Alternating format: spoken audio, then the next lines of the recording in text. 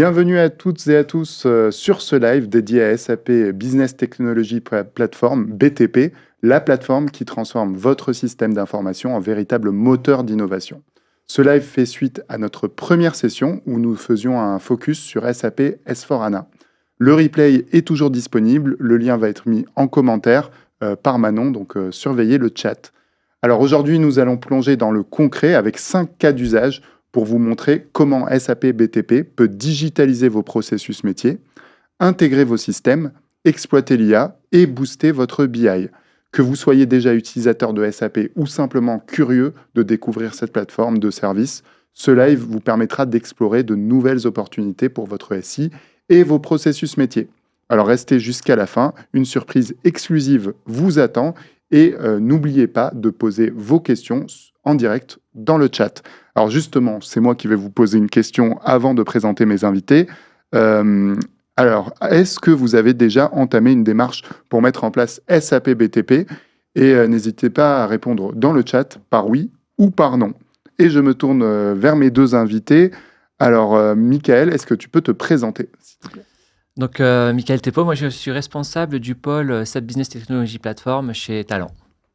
Et Raphaël, est-ce que tu peux te présenter? Bonjour Walid, moi c'est Raphaël Eviège, je suis architecte Data SAP chez Talent. Très bien. Alors, vous allez nous accompagner tous les deux pour nous présenter ces différents cas d'usage. Mais avant, pour poser un peu le contexte, est-ce que, Michael, tu peux expliquer brièvement ce qu'est SAP BTP? Donc, pour commencer, rien à voir avec le bâtiment. Hein, oui, BTP. on va pousser ça tout de suite. Voilà, donc c'est vraiment SAP Business Technology Platform, BTP de son petit acronyme, c'est vraiment la plateforme technologique de SAP. Donc, c'est un PaaS pour plateforme as a service, et j'arrêterai là avec les acronymes. Donc, c'est le PaaS de SAP qui est hébergé chez les grands hyperscalers du marché. Donc, on va retrouver AWS, Azure et Google Cloud. Et aussi en Chine, Alibaba. Et en fait, c'est une plateforme qui est managée par SAP. Donc, elle propose un ensemble de services qui vont permettre de faire du développement, de l'automatisation. Elle porte aussi toute la partie BI, l'intelligence artificielle, et j'en passe sûrement. Donc, pour moi, c'est vraiment la colonne vertébrale pour les entreprises qui veulent digitaliser leur processus et exploiter au mieux leur data. Alors, je regarde le chat, il y a quelques oui là qui commencent à apparaître. Donc, Cédric et Pierre qui nous disent oui, ils ont mis en place SAP BTP avec toi. Exact. Donc voilà, c'est le petit clin d'œil du chat. Il y en a qui disent que c'est en cours, pour Patrick qui dit que c'est en cours. Je vais regarder en même temps le chat. Je vais me tourner vers toi, Raphaël. À quoi sert SAP BTP concrètement et c'est quoi ses principaux bénéfices pour les entreprises? Alors, SAP BTP rassemble un ensemble de services qui permettent de répondre aux différentes problématiques métiers en raisonnant en termes de flux métiers et non uniquement plateforme technologique. Donc, c'est un écosystème où les deux sont imbriqués, la technique au service du métier. Et il y a il y a plusieurs bénéfices pour les clients, dont une prise de décision basée sur la donnée. Donc, effectivement, grâce aux capacités analytiques et à l'IA qui sont intégrées, on en parlera plus en détail dans ces produits-là, les entreprises peuvent exploiter leurs données pour obtenir des insights sur leurs données en temps réel, ce qui est assez important pour permettre une agilité dans la prise de décision. Et on peut effectivement aussi, en historisant les données, garder des calculs et pouvoir effectivement faire des analyses plus poussées qui sont nécessaires dans certains scénarios prédictifs. Pour parler concrètement de produits, on a DataSphere qui est le Data Warehouse as a Service, le SAC Analytics Cloud qui est un outil de visualisation et puis enfin SAC Planning qui permet de faire les fonctions de prédiction et de budgétisation. Alors, on disait qu'on n'en avait pas fini, on avait fini pour les acronymes, mais on va en avoir quelques-uns, mais on va essayer de tous les définir, évidemment. Et tu les as définis. Tu nous as parlé aussi des silos de données, sur la réduction des silos de données. Donc, oui, excuse-moi. Donc, effectivement, il y a une réduction des silos de données qui peut être effectuée parce qu'effectivement, en intégrant des données qui viennent non seulement de systèmes SAP, mais aussi de systèmes non SAP, SAP BTP permet d'offrir une vision centralisée ce qui est quand même une gestion plus fluide et permet effectivement de mettre en cohérence l'information. De plus, l'écosystème SAP est ouvert aux autres fournisseurs de services métiers, d'autres éditeurs grâce aux Open Connectors, ce qui permet... Et ça, on va le voir justement, on va le voir en détail dans les cas d'usage. Je me tourne vers toi, Michael. Est-ce que tu penses à d'autres bénéfices pour SAP BTP? Oui, il y en a d'autres. Donc, SAP BTP va permettre d'optimiser les processus métiers. Donc, d'une part, en intégrant des systèmes hétérogènes, donc que ce soit des systèmes cloud, SAP, non SAP ou on-prem. On va pouvoir aussi automatiser des tâches répétitives à faible valeur ajoutée pour les métiers. Et donc, tout ça va permettre de fluidifier certains processus métiers. Avec la plateforme, on va pouvoir aussi innover plus facilement. On n'est plus contraint de développer en ABAP. En fait, avec SAP BTP, on va pouvoir développer avec différents modèles de développement comme du Python, du JavaScript, développer des applications web, modifier rapidement ces applications web et tout ça de façon un peu plus fluide et flexible que ce qu'on peut connaître aujourd'hui. Avec SAP BTP, un point important, on va pouvoir aussi améliorer l'expérience utilisateur. Donc, on n'est plus obligé d'utiliser des transactions SAP GUI, l'historique dans ECC. On va pouvoir développer des applications web, des applications mobiles. Par exemple, proposer à un DAF d'approuver les commandes d'achat depuis son canapé, depuis son propre téléphone, et tout ça de façon sécurisée.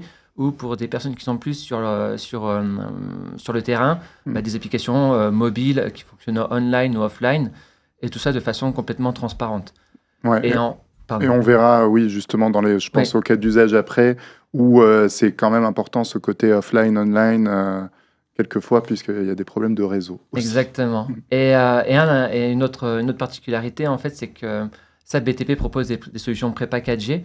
Et en fait, ces solutions prépackagées prêtes à l'emploi, c'est-à-dire par exemple, demain vous voulez mettre en place la facture électronique italienne, admettons, mais en fait vous avez qu'à déployer ce qui a été développé par SAP pour pouvoir le mettre en œuvre. Et idem, les partenaires de SAP développent leurs propres solutions, comme nous par exemple, qui avons développé des processus d'automatisation, par exemple pour la facture fournisseur, pour l'intégrer plus facilement dans le RP. Donc c'est vraiment une plateforme qui permet de booster le développement et les processus métiers. Très bien. Alors, on va jouer à un jeu. Alors, peut-être juste avant, il y a encore des gens qui disent que c'est en cours, la mise en place de SAP BTP dans le chat. Également avec toi, Michael. Donc, c'est Stéphane. Alors, je donne pas les noms de famille et tout, mais peut-être que tu les reconnais. On les aura reconnus. Et on a une première question de Jérôme. Alors, d'ailleurs, n'hésitez pas à poser vos questions. On s'interrompra dans le flux et on vous répondra. Alors, une première question de Jérôme avant de jouer à notre petit jeu des idées reçues. Jérôme qui dit « En quoi SAP BTP serait un choix par rapport à une autre plateforme PaaS ?» Je crois qu'on va y répondre. Donc, on va... Alors, Jérôme, ça sera la question d'après. Donc restez bien en ligne.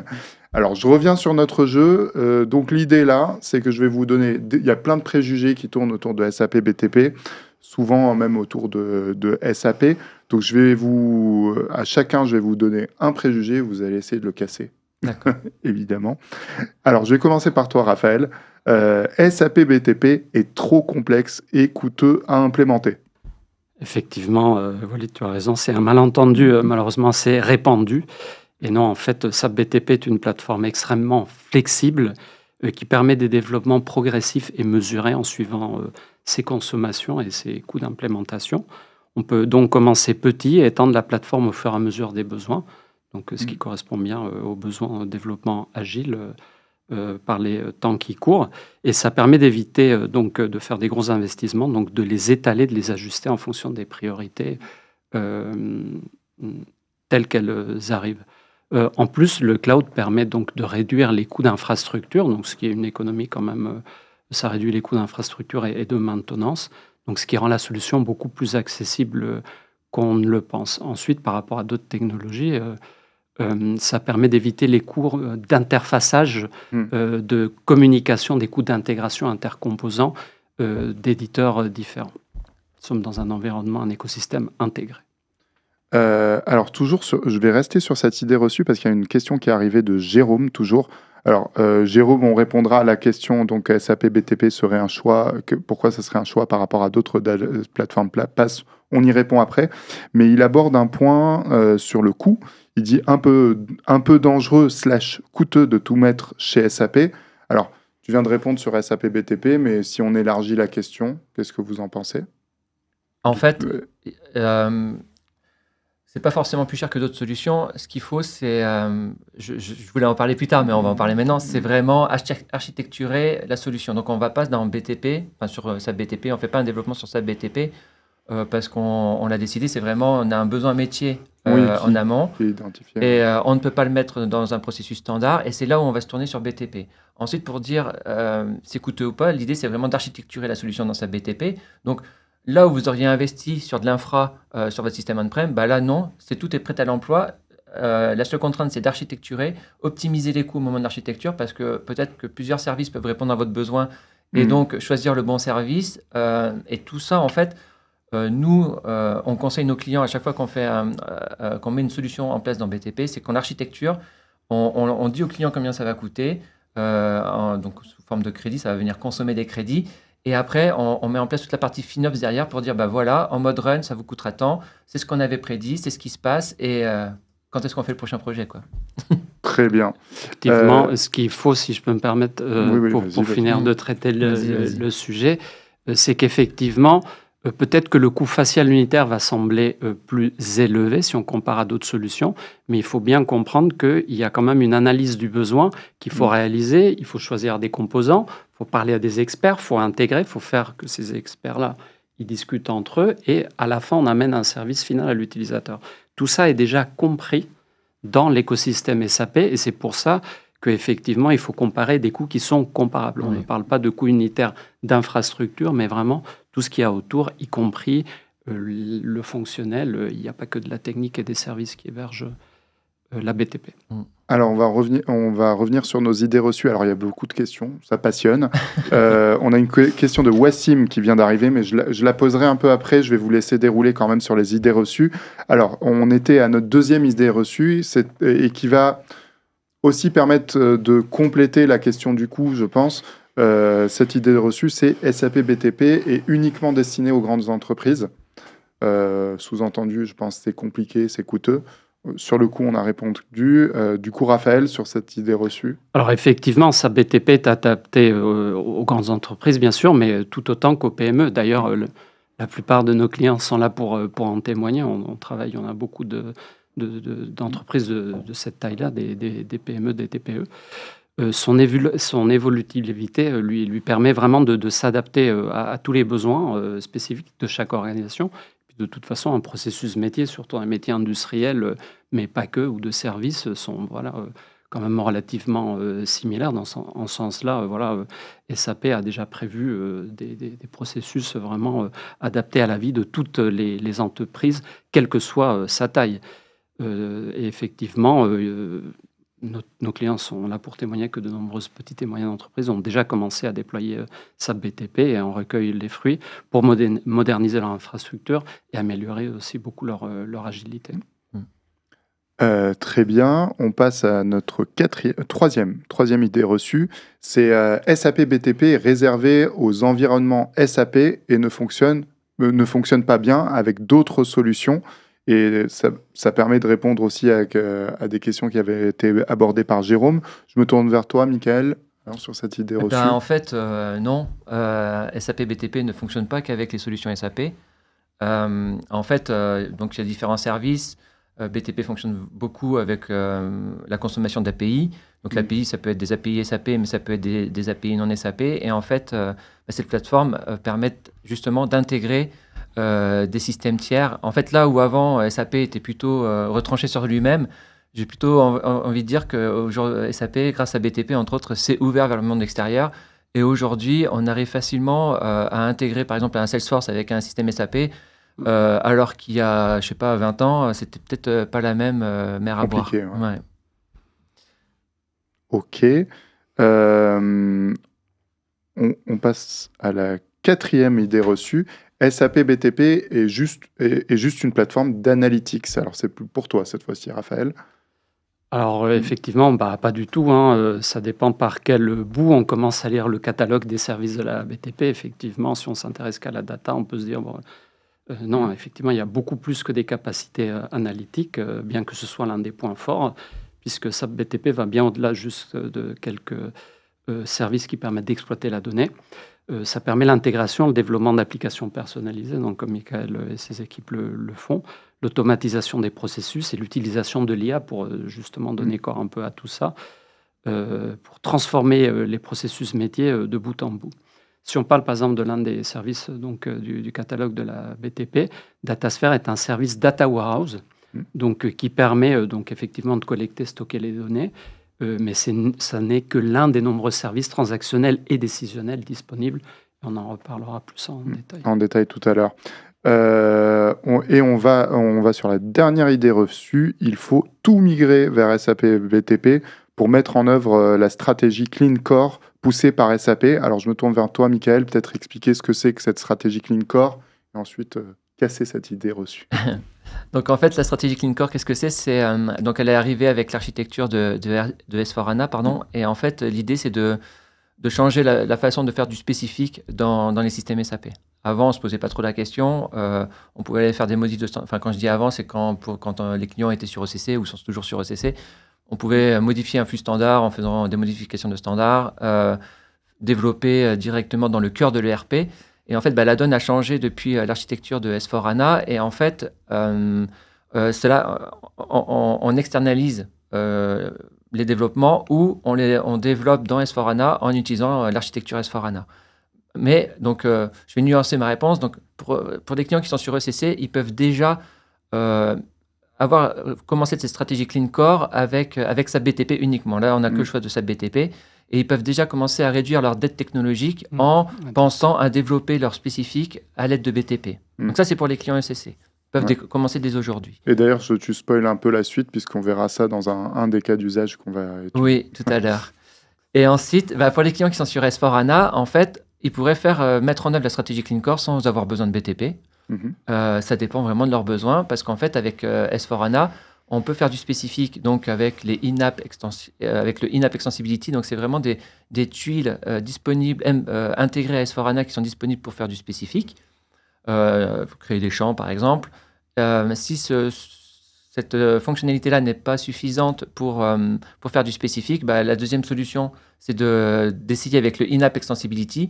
Donc, le in-app extensibility, on est un peu plus proche du cœur de l'ERP sans le toucher, mais on peut consommer des views libérées, on va dire, avec Eclipse. Donc, on peut faire un développement un peu plus proche du cœur, mais tout en restant dans cette stratégie Clean Core. Et BTP n'intervient dans ce schéma-là qu'en troisième possibilité, c'est-à-dire qu'on veut externaliser notre développement ou vraiment l'externaliser et juste aller consommer des API de S4HANA qui sont standards ou proposer vraiment une nouvelle expérience utilisateur, de la mobilité, de l'automatisation, vraiment plutôt vraiment changer le processus métier à part entière avec BTP. Très bien, c'est très clair. Alors, peut-être avant de passer à la question suivante, je vais prendre la question de Wassim, parce qu'on a eu pas mal de questions. Alors, il dit quelle gouvernance à mettre en place sur SAP BTP? Une offre PaaS Cloud nécessite d'avoir une gouvernance efficace. Qui veut prendre cette question? Moi, je peux la prendre. Je ne peux que confirmer ce qu'a dit Wassim, c'est ça? Ouais, c'est Wassim. En fait, le mode de fonctionnement de SAP BTP n'a rien à voir avec ce qu'ont pu connaître les clients sur ECC. En fait, ce qu'on disait tout à l'heure, chaque service a un coût. Et donc, l'idée, c'est pas de mettre tout le monde administrateur et tout le monde qui va activer les services pour voir ce que ça donne. L'idée, c'est vraiment de contrôler ça en amont, même d'architecturer en fait, c'est un peu ma conclusion, mais c'est pas grave. C'est vraiment d'architecturer en amont la solution, d'architecturer BTP, d'identifier des administrateurs. L'idée, c'est pas de mettre un développeur admin, c'est vraiment de structurer et d'y penser en amont. Après, donc tout ça, on y réfléchit. Et après, je me suis perdu dans mes pensées. On architecture la solution, on définit les rôles et autorisations. Et après, le développement... donc c'est plutôt, moi je parlerais plutôt d'une gouvernance des développements plutôt qu'une enfin les deux en fait, parce que demain quand vous êtes sur S4HANA, on se pose la question de où on doit faire le développement. Est-ce qu'on le fait dans S4, est-ce qu'on fait du in-app, est-ce qu'on fait du on-stack ou est-ce qu'on fait dans BTP? D'accord. Et du coup, je passe sur ma question suivante. Sur un marché qui est concurrentiel, où il y a des acteurs, ça va se compléter, hein, on parlait de PaaS, du coup, il y a des acteurs comme AWS, Google Cloud qui sont présents, qui sont des très gros acteurs, comme SAP d'ailleurs. C'est quoi les avantages spécifiques de BTP par rapport à ces plateformes-là? D'accord. Oui, SAP BTP n'est pas le seul PaaS du marché. Il y a de la concurrence forcément. Et en fait, déjà, la force de SAP BTP par rapport aux concurrents, c'est l'intégration native avec SAP. Ensuite, une deuxième grosse différence, c'est que les plateformes concurrentes proposent souvent que des solutions technologiques. Là où SAP, de son savoir-faire sur les processus métiers, de son expérience de ses clients, en fait, a appris et connaît le contexte des métiers, les processus métiers. Et en fait, SAP BTP non seulement propose les innovations technologiques, mais intègre ces innovations technologiques au process métier. Et en fait, SAP BTP simplifie l'intégration de ces technologies avec ces processus métiers.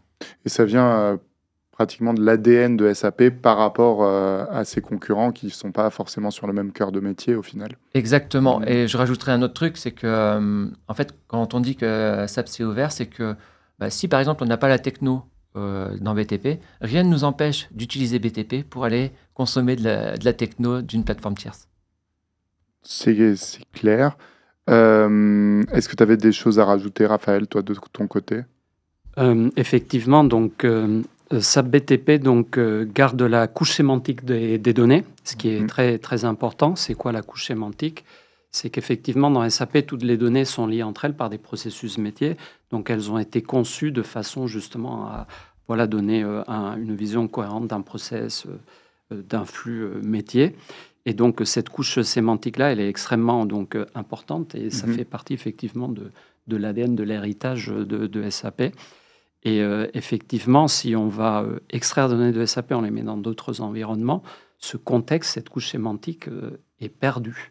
Donc effectivement, par exemple, on a beaucoup de clients qui effectivement sont tentés d'utiliser d'autres technologies tierces. Là, effectivement, on perd cette couche sémantique, ce qui rajoute des coûts additionnels pour essayer de recréer cette donnée qui est déjà architecturée dans SAP.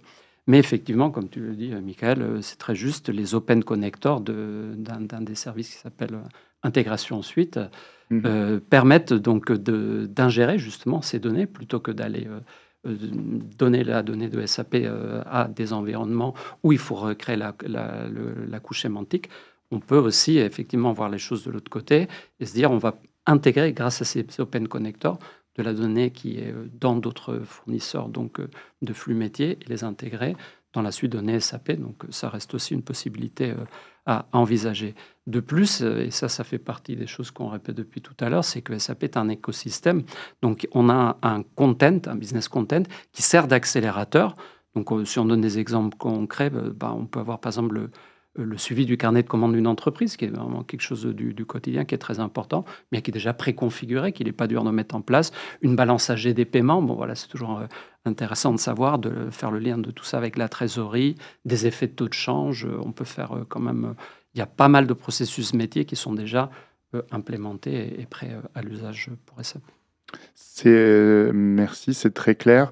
Alors, on a une longue remarque de Moad, qui est SAP BI Consultant, et qui nous dit, alors je crois que c'est une remarque parce que ça se finit par un point d'exclamation, mais c'est assez long, je vais vous le lire. C'est la gouvernance est étroitement liée à l'identité d'une organisation. Et c'est précisément ce qui fait la force de SAP BTP. En offrant une plateforme intégrée, SAP BTP permet d'harmoniser la gestion des données, des processus et des identités numériques, garantissant ainsi une gouvernance efficace et alignée sur les besoins stratégiques de l'entreprise. Donc en fait, il revient sur la question qui était abordée par, je crois, Wassim. Ouais, c'était Wassim. Donc voilà, très bonne remarque. Oui. On n'a pas grand-chose à ajouter là-dessus. Moi, ce que je vous propose, c'est de passer au cœur en fait, de cette émission aujourd'hui, évidemment les cas d'usage. Donc, on va en étudier 5. On va commencer par un cas d'usage numéro 1 pour toi, Michael, qui est sur les développements spécifiques avec le cas de Enercal. Est-ce que tu peux nous en parler? Oui, déjà, donc Enercal, pour situer, donc c'est le producteur et le distributeur d'énergie en Nouvelle-Calédonie. On voyage un peu. Et en fait, en fait, Enercal, c'est là où on a fait notre premier projet sur alors, je vais vous troubler. Donc, c'était HCP à l'époque, parce que bien sûr, SAP, ils aiment bien changer les acronymes. Donc, HCP pour Anaclad Platform, qui est devenu ensuite SCP, Saplat Platform, qui est aujourd'hui BTP, SAP, Business BTP. Technology. Voilà, exactement. Et donc, ce projet qui a démarré, qu'on a... C'est plus BTP d'ailleurs. BTP, voilà. Tout à l'heure. Donc, c'est un projet qui a démarré en 2016. Et en fait, ce client, il avait plusieurs problématiques. Déjà, au niveau de ses entrepôts, les magasiniers utilisaient des pads qui n'étaient plus produits par le fournisseur. Et en fait, c'était des pads qui permettaient de faire toute la gestion d'entrée-sortie marchandises. Et en fait, c'était des pads qui fonctionnaient offline. Et donc, pour tout vous dire, le magasinier scannait, par exemple, un colis, mais par contre, allait déposer son pad à l'autre bout de l'entrepôt. Et en fait, le stock n'était jamais synchronisé. Et donc, ils nous ont dit, nous déjà, on aimerait avoir des applications web, responsive, qui s'adaptent à nos écrans et tout ça, et qui soient connectés en direct avec SAP. Donc ça, premier besoin, pas de problème. Ensuite, ils nous disaient, la deuxième, ou les autres, en fait, on est dans l'énergie, on doit faire des relèves de compteurs, et en fait, les agents de terrain, en Nouvelle-Calédonie, on n'a pas forcément du réseau partout, il nous faut des applications qui puissent fonctionner offline, et ainsi donc supprimer tout ce qui est processus papier. Donc, que ce soit pour la relève de compteurs, la maintenance des pylônes, la maintenance des centrales électriques. Et en fait, ils nous ont demandé de trouver des solutions pour toutes ces problématiques-là. Ce qui annule tous des temps de saisie super conséquents et avec des erreurs. Exactement. C'était exactement ça. En fait, l'idée, c'était et le dernier point, c'était qu'ils ne voulaient pas investir au niveau infrastructure. Ouais. Ils n'avaient pas les ressources nécessaires après pour gérer ces infras. Et donc, l'idée, ça a été de développer des applications mobiles qui ont supprimé la double saisie. Il fallait imaginer les personnes qui allaient sur le terrain, partir le matin avec leur papier, compléter un peu parfois à l'arrache ou mal écrit, et aller déposer soit le soir sur le bureau d'un collègue bien sympa pour faire la ressaisie dans SAP, ou sinon, c'est lui qui refaisait la saisie dans SAP. Et donc, nous, on a digitalisé tous ces processus-là, ce qui a permis de faire gagner du temps, énormément de temps. Et de la productivité, forcément. Un point, tu dis, c'était en 2016. Oui, en 2016. Ils n'étaient pas sur SAP S/4HANA. Oui. Et du coup, ils étaient sur ECC. Ils le sont toujours. Et ils envisagent de passer sur S4. Mais en fait, SAP BTP, on n'est pas obligé d'attendre d'être sur S/4HANA pour être sur SAP BTP. On peut... beaucoup de clients, ils vont déjà dès aujourd'hui, ils sont sur de l'ECC6. On a même des clients qui sont sur de l'ECC6 EHP0, où on arrive à faire des trucs, des projets modernes, c'est-à-dire consommer de l'événementiel avec des protocoles qu'on n'aurait pas pu imaginer pour un ECC6 EHP0 avec du MQTT, de l'événementiel, pour aller faire des projets d'intelligence artificielle. Mais ça, j'espère pouvoir vous en parler un autre jour plus longuement. Et paradoxalement, en fait, quelque part, même d'avoir un système qui est ancien aujourd'hui, qui n'est plus, je crois, maintenu, ou moins maintenu, ça permet aussi d'aller vers S4HANA, SAP S4HANA de manière intelligente. En fait, ça respecte le clean core, au final, qui est imposé qui s'impose en tout cas sur SAP S4HANA, donc c'est intéressant. Oui, tout ce qu'on fait aujourd'hui, que ce soit côté BI, tu pourras me compléter, Raphaël, si tu veux, mais ou sur la partie de développement, en fait, tous les investissements que vous faites aujourd'hui sur ECC, ce ne sont pas des investissements perdus pour plus tard. Ouais, et ça, je trouve ça super intéressant parce que ça plaide pour la migration justement vers SAP S4HANA. On va passer au cas d'usage numéro 2. Cette fois, c'est toujours toi, Michael. L'intégration avec des systèmes tiers, et on a l'exemple de StoreNG. Alors, est-ce que tu peux présenter rapidement StoreNG et après parler de... Oui, du coup, StoreNG, c'est un leader dans le stockage du gaz. Et donc, en fait, on a été amené à travailler ensemble, puis on travaille toujours ensemble d'ailleurs, pour des contraintes d'intégration. Il faut savoir qu'un système SAP ne fonctionne rarement tout seul. Il a besoin de communiquer soit avec un système CRM, soit un site e-commerce ou que sais-je. Pas forcément des solutions SAP, ça peut être des solutions autres. Et donc là, en fait, StoreNG, ils ont Salesforce comme CRM, et ils avaient besoin d'interfacer Salesforce avec SAP. Et donc, la solution qu'on leur a préconisée, c'était d'utiliser le service Integration Suite qui permet d'intégrer Salesforce, enfin, d'intégrer des systèmes tiers avec SAP, plus que ça d'ailleurs. Et la force de Integration Suite, ce que je disais tout à l'heure, donc il y a les solutions prépackagées, mais il y a aussi les connecteurs. Les connecteurs qui sont développés par SAP, développés par les partenaires. Et notamment, sur Salesforce, il y a un connecteur qui permet de gérer toute la partie sécurité, toute la partie connectique, toujours les choses un peu reloues quand on veut faire de l'intégration. Et en fait, ce connecteur facilite cette partie-là, sachant que côté SAP, avec le Cloud Connector, on a forcément une connexion sécurisée entre SAP et la plateforme. Et donc, ce connecteur nous permet donc soit de consommer des API de Salesforce, soit de mettre aussi en œuvre de l'événementiel avec le Change Data Capture. Enfin, vraiment, c'est une des forces. Donc ça, ce premier flux-là a été mis en place en quelques jours. Donc c'était la création des commandes de CRM vers SAP. Et donc ils ont pris un peu de temps pour vérifier que la solution que ça fonctionnait bien, une fois en prod. Et ensuite, ils nous ont dit, faisons le flux retour. C'est-à-dire, je crée ma facture côté SAP, je veux qu'elle soit répliquée dans Salesforce. Et donc là, tout le monde se dit, tiens, ils ont mis en place de l'IDOC. Et moi, je leur ai dit, vous êtes sur S4, faisons quelque chose de moderne, de bout en bout, s'il vous plaît. Et donc, je leur ai parlé de la partie Event Mesh. C'est-à-dire que dans S4HANA, vous avez la possibilité, via du custo, de générer des events à la création d'un document dans SAP.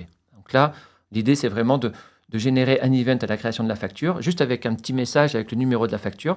Et en fait, dans SAP BTP, il y a Event Mesh qui est un event broker qui va permettre de capter cet événement en temps réel et en fait de diffuser cet événement ou de déclencher un flux d'intégration en temps réel pour informer les systèmes qui sont à l'écoute, de dire tiens, telle facture a été créée dans SAP, vous voulez la consommer ou pas. Et donc là, on a fait vraiment un flux moderne de bout en bout, avec une architecture vraiment moderne et stable.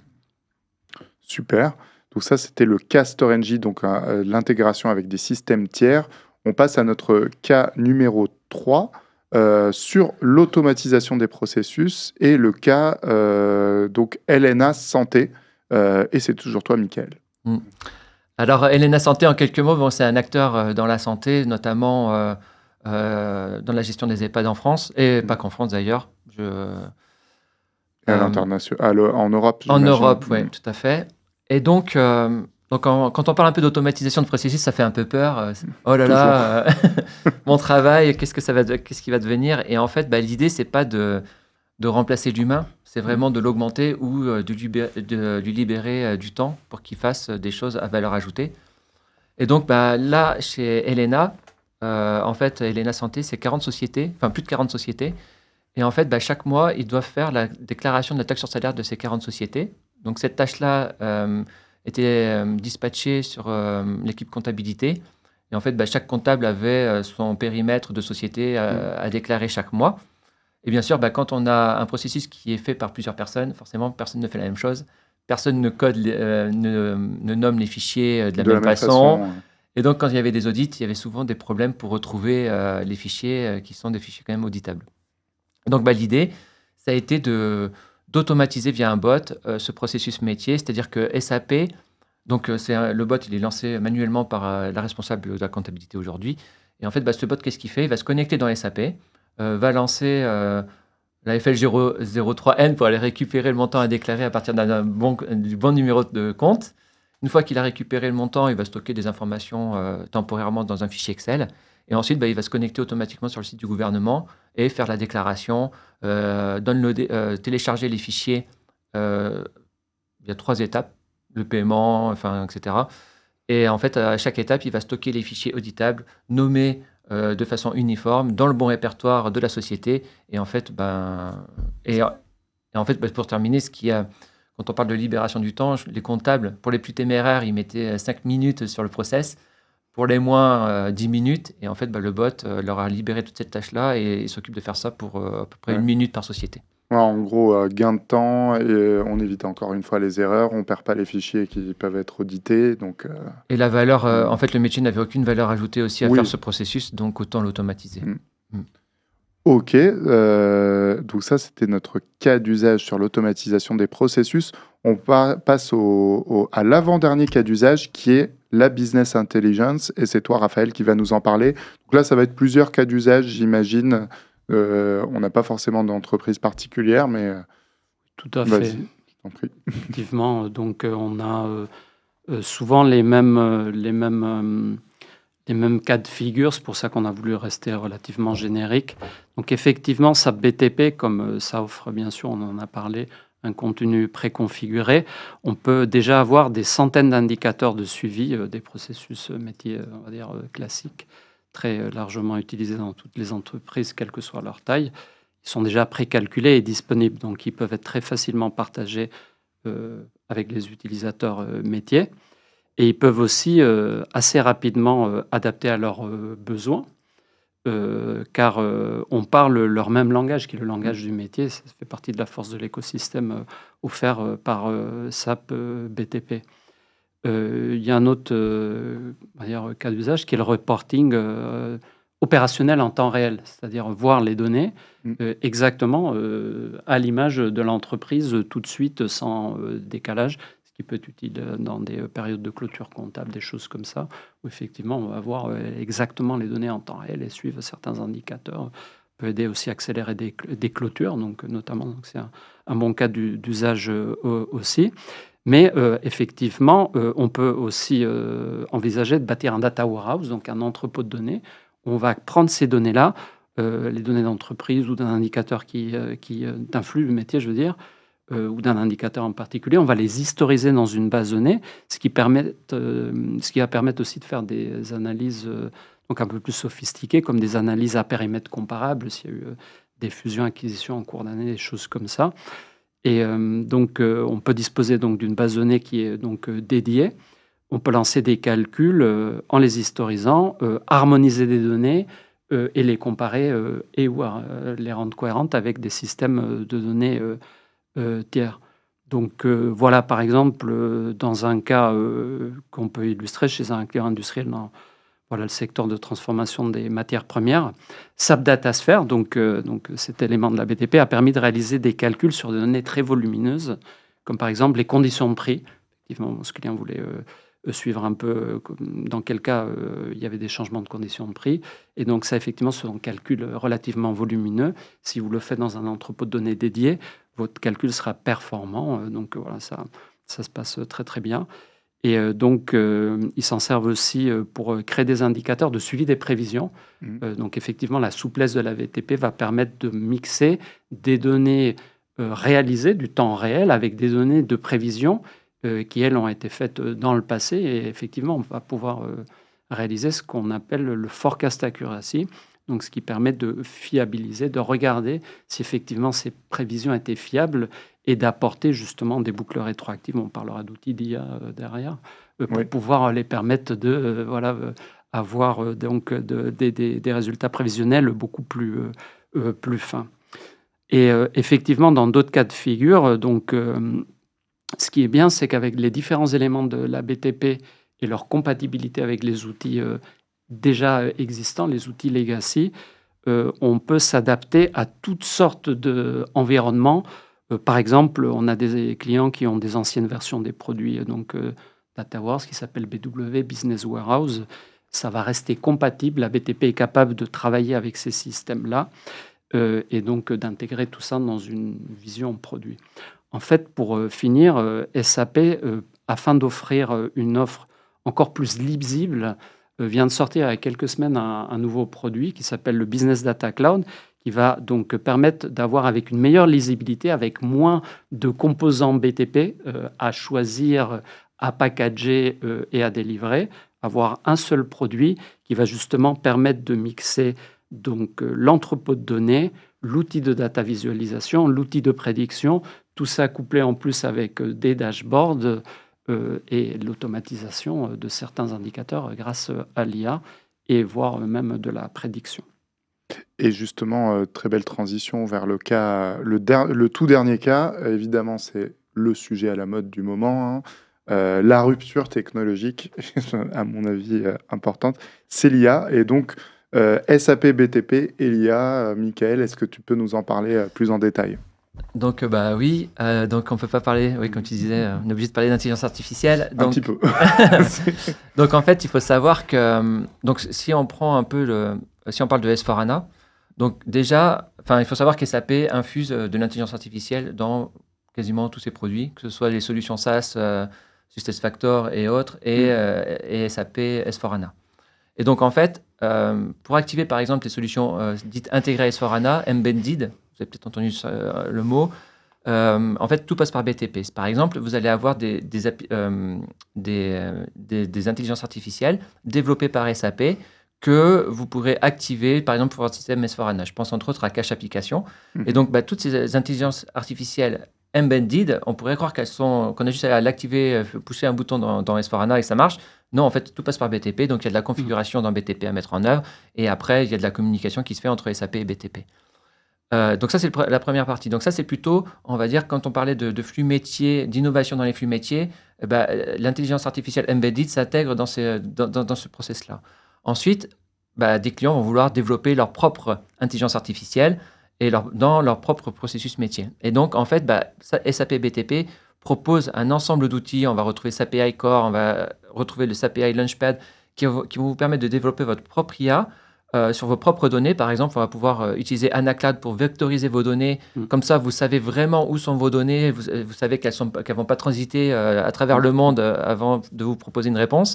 En fait, vous pouvez développer déjà votre propre IA avec votre propre chatbot avec les outils de SAP BTP. Et donc, c'était une des annonces l'année dernière de S4HANA Cloud, la vectorisation. Vectoriser vos données pour pouvoir après construire votre propre Joule, si vous voulez, l'agent conversationnel de SAP qui va consommer vos propres données. Et ensuite, vous pouvez aussi consommer. La force de BTP, c'est que donc, il y a eu une annonce l'année dernière avec Mistral AI que vous allez pouvoir hoster aussi dans BTP si vous voulez consommer le LLM de Mistral. Donc, le LLM français, quand même, il faut le dire. Oui, tout à fait. Et donc, on serait vraiment dans un contexte européen, la plateforme hébergée à Francfort ou aux Pays-Bas, Amsterdam et le Mistral AI dans BTP. Mais vous pouvez aussi consommer d'autres modèles comme ChatGPT et autres, d'autres LLM. Et donc, pour parler des différents cas d'usage qu'on peut mettre en œuvre, donc, on peut mettre des cas d'usage dans l'industriel. On a monté des cas d'usage chez nous. Par exemple, vous avez un processus industriel qui crée des écrans pour téléphone. Et donc, en fait, les écrans de téléphone, c'est plusieurs sous-couches de plastique, pour faire simple, certaines percées.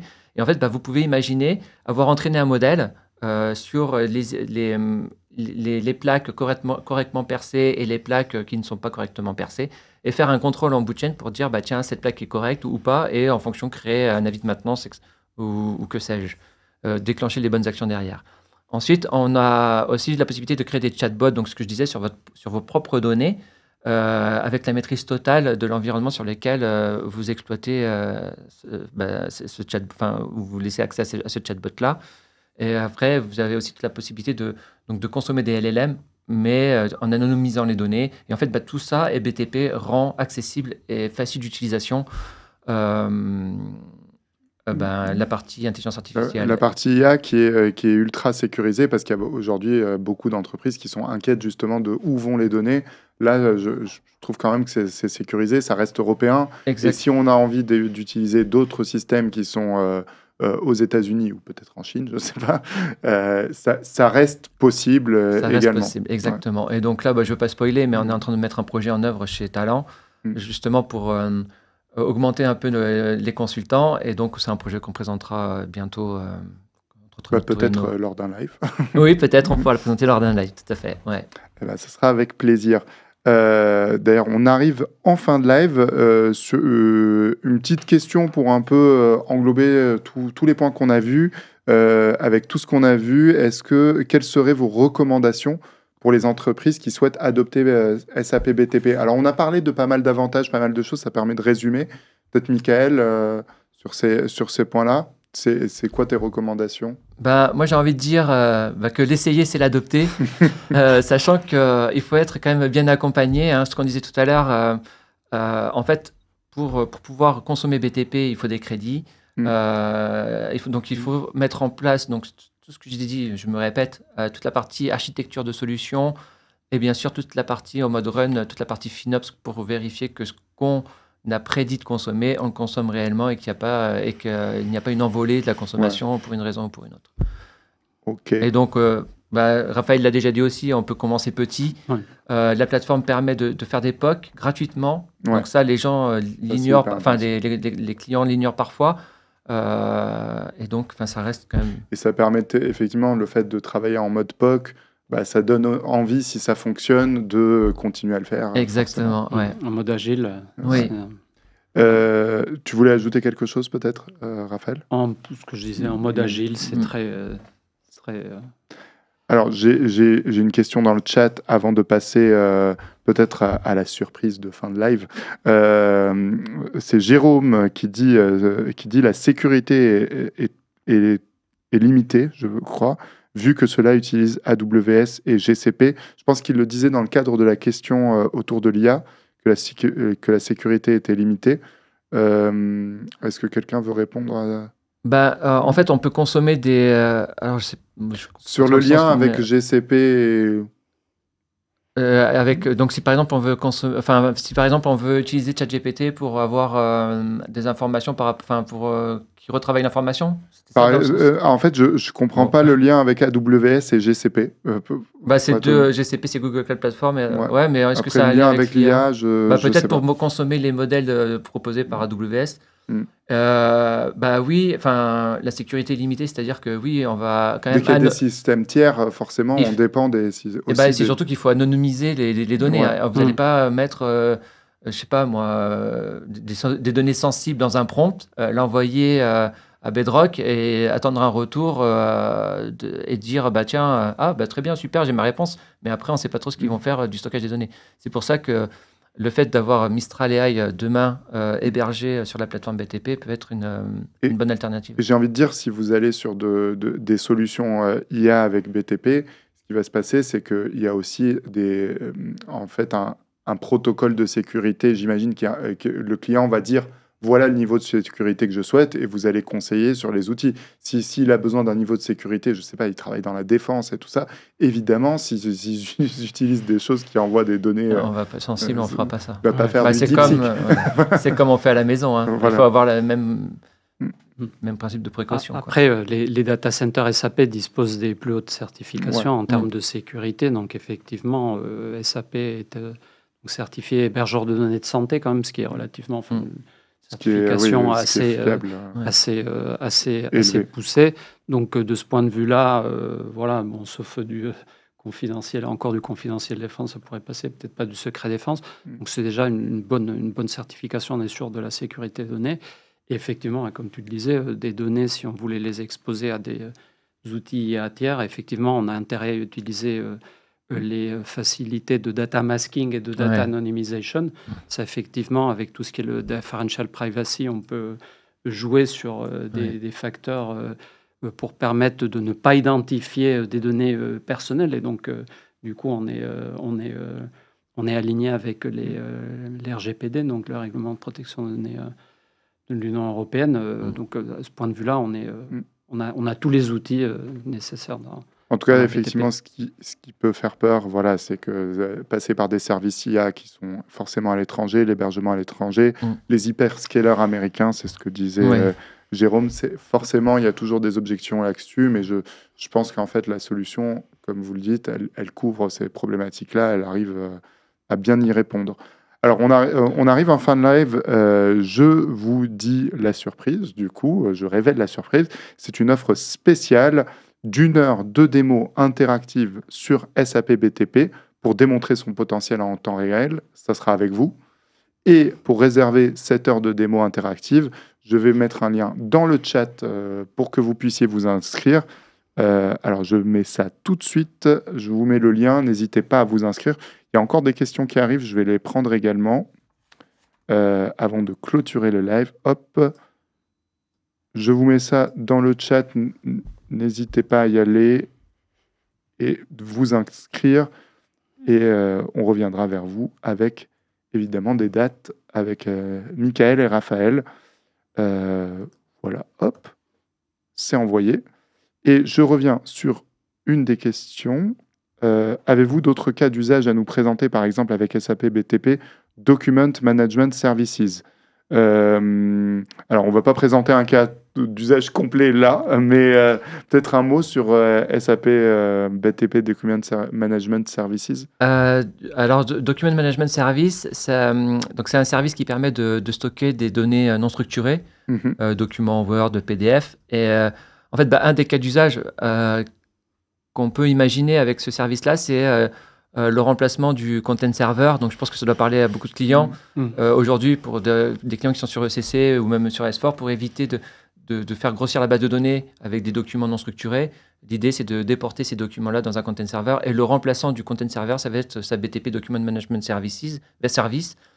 Et avec, en plus, des trucs plus sympas, on va pouvoir avoir une application, on va pouvoir donc stocker les documents de S4HANA ou de ECC, même je crois que ça doit marcher sur ECC, mais en plus donner une application au métier pour qu'ils puissent déposer leurs propres données, tout ça dans le cloud. Voilà, je ne dirai pas plus, mais donner un exemple de cas d'usage. Peut-être qu'on on refera peut-être un live sur d'autres cas d'usage. En plus, vous avez des choses qui sont en préparation, notamment sur l'IA, et ça serait intéressant, en tout cas, ça serait intéressant de le présenter. Tu parlais du Torino qui est bientôt. À la fin du mois, oui. Ouais. Alors j'ai un doute, le 23 ou le 27, j'ai un doute sur la date. Alors on corrigera dans les commentaires. Et vous allez il y aura des choses qui sont présentées autour de l'IA notamment. Alors oui, il y a de l'IA. On va parler facture électronique France. Ça m'intéresse beaucoup. Ah, oui. On va parler sustainability. J'oublie des choses, mais en fait, on va couvrir pas mal de sujets hyper intéressants, que je trouve hyper intéressants. Donc, n'hésitez pas à vous inscrire à notre Torino prévu à la fin du mois à Paris, Lyon, Agen et Nantes. Donc, que vous soyez des clients quatre coins de la France, ça marche. Et justement, Manon qui précise donc le Torino qui est prévu le 27 mars à Paris, Lyon, Nantes, Agen et Genève. Oui, Genève, j'ai oublié Genève.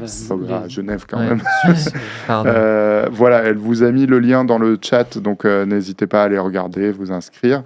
Il y a tout le monde qui corrige là sur le 27. Alors, je remercie Elliot pour sa question tout à l'heure, et on a encore une remarque ou une question. Alors, elle est assez longue. L'IA SAP, comment SAP rend l'IA... Ah oui, ça, c'est les sujets, d'accord. L'IA SAP, donc les sujets du Torino. Oui, donc, comment SAP BTP rend l'IA accessible et personnalisable. SAP Signavio, améliorez vos processus métiers avec Signavio Insight, cas pratique et stratégie efficace. SAP S4HANA, retour sur les enseignements des mises en œuvre réalisées sur les innovations récentes de SAP S4HANA. Donc, j'imagine qu'il y aura pas mal de cas d'usage. Et ce que tu disais tout à l'heure, SAP Sustainability, optimiser votre stratégie ESG avec les solutions SAP, état des lieux et opportunités. Et enfin, dématérialisation, la réglementation, la conformité et l'innovation et exploiter pleinement le potentiel de SAP. Donc voilà, prochain rendez-vous avec Talent sur le Torino. Donc n'hésitez pas à vous inscrire. Et aussi, n'hésitez pas à vous inscrire sur le lien que j'avais donné juste avant pour 1 heure de démo sur SAP BTP. Voilà, on arrive en fin de live. Je vous remercie tous les deux. Merci. Merci à vous et merci aussi au public qui était là parce qu'ils ont posé pas mal de questions. C'était interactif. Donc c'était on aime ça. Intéressant. Ouais. C'était challengeant. Oui. Merci beaucoup et à bientôt. Merci. Au revoir.